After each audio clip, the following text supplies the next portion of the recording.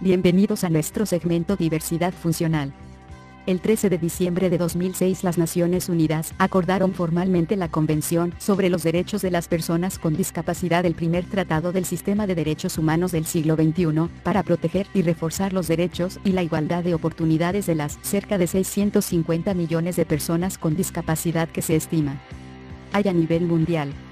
Desde sus comienzos, las Naciones Unidas han tratado de mejorar la situación de las personas con discapacidad y hacer más fáciles sus vidas. El interés de las Naciones Unidas por el bienestar y los derechos de las personas con discapacidad tiene sus orígenes en sus principios fundacionales, que están basados en los derechos humanos, las libertades fundamentales y la igualdad de todos los seres humanos. Participación de igualdad plenas. Los países firmantes de la Convención deberán adoptar nuevas leyes nacionales y quitar viejas leyes, de modo que las personas con discapacidad, por ejemplo, tengan los mismos derechos a la educación, al empleo y a la vida cultural. En 1976, las Naciones Unidas lanzaron su Año Internacional para las Personas con Discapacidad 1981, renombrado más adelante como el Año Internacional de las Personas con Discapacidad. La década de las personas con discapacidad ONU, 1983-1993, ofreció un programa mundial de acción referente a las personas con discapacidad.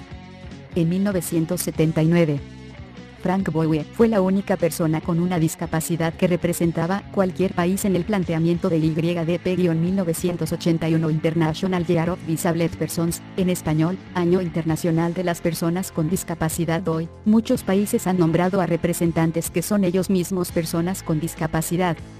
La década fue cerrada en una dirección antes de la Asamblea General por Roberto Dávila. Bowie y Dávila son ambos sordos. En 1984, la UNESCO aceptó la lengua de señas para el uso en la educación de niños y jóvenes sordos. El movimiento de derechos de las personas con discapacidad, dirigido por individuos discapacitados, comenzó en los 70s.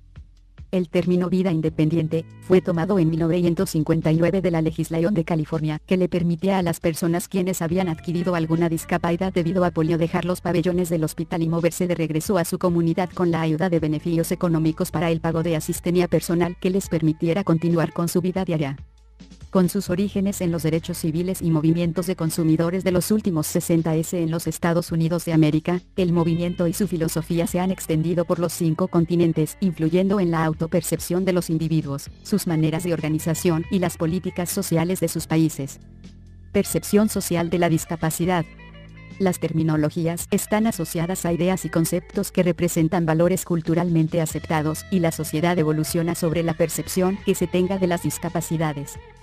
Ciertos organismos relacionados con la diversidad funcional han intentado acuñar nuevos términos, en busca de una nueva visión social de este colectivo. Recientemente la Organización Mundial de la Salud, OMS, promocionó la Clasificación Internacional del Funcionamiento de la Discapacidad y de la Salud, Código de Identificación Fiscal Suiza, 2001, el siguiente esquema conceptual, sustituyendo la anterior clasificación internacional de deficiencias, discapacidades y minusvalías CIRDM de 1980.